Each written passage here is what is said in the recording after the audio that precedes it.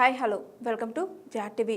అమరావతి రైతులకు అండగా ఉంటాం. రాజధాని అమరావతి ప్రాంతానికి చెందిన ఉండవల్లి, పెనుమాక, నిడమర్రు, ఎర్రపాలెం, కుర్రగల్లు గ్రామాలకు చెందిన రైతులు వైఎస్ఆర్సీపీ కేంద్ర కార్యాలయంలో మాజీ ముఖ్యమంత్రి పార్టీ అధ్యక్షుడు వైఎస్ జగన్మోహన్ రెడ్డితో భేటీ అయ్యారు. భూ సమీకరణ పేరుతో ప్రభుత్వం చేస్తున్న అరాచకాలు, దౌర్జన్యాలు, బెదిరింపులను వైఎస్ జగన్ కు వివరించారు రైతులు.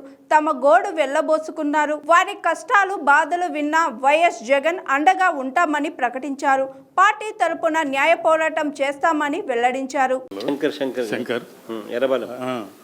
అయితే 3 ఎకరాలు కూడా ఒక సిఆర్డే ప్లాన్లో ఒక చేనికైతే రోడ్డు లేదు సార్.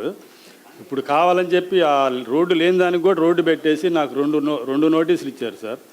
ఎల్పిఎస్ ఒకటి ఇచ్చారు, ట్రంక్ అండ్ ఇన్ఫ్రాస్ట్రక్చర్ ఓ నోటీస్ ఇచ్చారు సార్. 3 ఎకరాలు రోడ్డు కింద పెట్టేశారు సార్. మనం ఒప్పుకోలేదు కాబట్టి ఇప్పుడు వెంటనే కొత్త రోడ్డు తీసుకొచ్చి పెట్టేశారు. రోడ్డు దాంట్లో అయితే ఇప్పటికీ మేము నా పొలంలో నేను ఇప్పుడు వ్యవసాయం చేస్తున్నాను సార్. ఇప్పటికి నేను గేదెలు రాకుండా చుట్టూ మా పొలానికి కంచేసుకున్నాను సార్. నేను వేస్తే నైట్ సిఆర్డీ వాళ్ళు పక్కన కంప తీస్తా ఆ కంప మొత్తం తీసేసి ఓపెన్ చేసేసారు సార్. ఇక నేను ఇప్పుడు పైర్లు దాంట్లో మళ్ళీ పైరు వేయడానికి లేకుండా నన్ను డిస్టర్బ్ చేసేసారు సార్. అదొకటి. పోయిన సంవత్సరం లాస్ట్ ఇయర్ ఆగస్టు 20వ తారీఖు నారాయణ గారు నా చేలో నుంచి వాగు తోమేశాడు సార్. నీళ్లు ఫ్లడ్ వచ్చినప్పుడు అప్పుడు ఫ్లడ్ వచ్చి మొత్తం మునిగిపోయింది చూడండి అన్న. ఫ్లడ్ వచ్చి మునిగిపోయినప్పుడు లాస్ట్ ఇయర్ ఆగస్టు 20వ తారీఖు సార్. అది మొత్తం వాగులాగా తోమేసేసి మట్టి అటు ఇటు పోసేసేసాడు సార్. వాగులాగా వేసేసాడు చేను మొత్తం. చేసేస్తే తర్వాత నేను మా ఊళ్ళో ఒక తెలుగుదేశం నాయకుడు ఉంటే ఏంటి చేశారని చెప్పి అడిగితే నీకెందుకు నేను చేపిస్తాను అది ఇది అని చెప్పేసి అతను చేతులు ఎత్తేసాడు సార్. చేయలే. నేను సిఆర్డీ ఆఫీస్ చుట్టూ తిరిగి ఒక 3 నెలలు తిరిగాను సార్. తిరిగి చెప్తే లాస్ట్కి ఇప్పుడు వాగుదోమే కాంట్రాక్టర్కి చెప్పారు దాన్ని పోడ్చమని.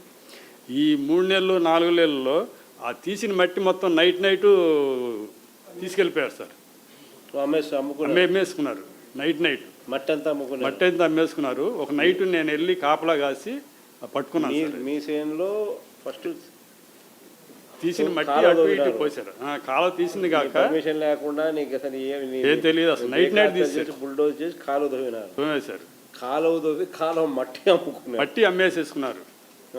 అయితే మళ్ళీ నైట్ వెళ్ళి నేను పట్టుకున్నాను సార్. నా 2 లారీలను ఒక పెద్ద ప్రొక్లేనరు పట్టుకుని పోలీస్ కేసు పెట్టి లోపల ఇప్పించాను సార్. కేసు ఉంది కదా? కేసు ఉంది. అది నేను తర్వాత మళ్ళీ వాళ్ళు కొట్టి పెట్టేశారు. అదే చేశారు సార్. ఏ విధంగా ఇప్పుడు మాఫియా సామ్రాజ్యం జరుగుతుంది సార్. ఇక్కడ అంతా ఈవెన్ వాళ్ళ పొలంలో మొత్తం రోడ్లు చూపించేశారు సార్. మా ఊళ్ళో ఉన్న పొలం ఇవ్వని వాళ్ళు ఎవరైతే ఉన్నారో ప్రతి ఒక్క చేనికి రోడ్డు చూపించేశారు. రోడ్డు చూపించేసి అక్విజిషన్ నోటీసులు ఇచ్చేశారు సార్. ఎవరైతే ఇవ్వడం లేదో వాళ్ళందరికీ ఇచ్చేసారు. రోడ్ వేసేసి ఇచ్చేశారు. ఇప్పుడు పూలింగ్ ఇచ్చాం సార్. ఇచ్చినా కానీ ఇప్పుడు వాడు వచ్చే 1200 గజాలు 1250 గజాలు ఇస్తున్నారు కదా సార్. ఆ ప్లాట్ తీసుకుని ఆ ప్లాట్లో నాకేమన్నా పంట పనికి వచ్చిందా సార్? అది ఏం చేయాలి నేను? మా పిల్లల భవిష్యత్తు ఏంటి, మా భవిష్యత్తు ఏంటి? ఆ ప్లాట్ తీసుకున్నా కానీ దాన్ని అమ్ముకోవాలి. అమ్ముకుని అమ్మేసుకున్న తర్వాత నాకు ఇంక అక్కడ ఏం పని ఉంటుంది సార్? నాకేం భవిష్యత్తు ఏముంటుంది అక్కడ? అక్కడి నుంచి నేను వెళ్ళిపోవాలి, వేరే చోటుకి వెళ్ళిపోవాలి. ఇక్కడ రాజధానిలో జరిగే సిచ్యువేషన్ కూడా అదేం సార్. ఇప్పుడు ఏంటంటే ఇప్పుడు ప్లాట్ ఇస్తాడు, ప్లాటు అమ్ముకుంటాం. అమ్ముకున్న తర్వాత మనకి అక్కడ పనే ఉంటుంది సార్. మన భవిష్యత్తు ఏముంది? మన భవిష్యత్తు ఎత్తుకొని మళ్ళీ వేరే ఊరికి వెళ్ళిపోవాలి.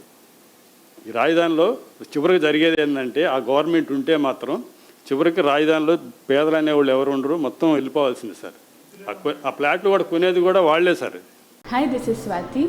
లైక్ చేయండి, షేర్ చేయండి, కమెంట్ చేయండి అండ్ సబ్స్క్రైబ్ చేయండి GR TV.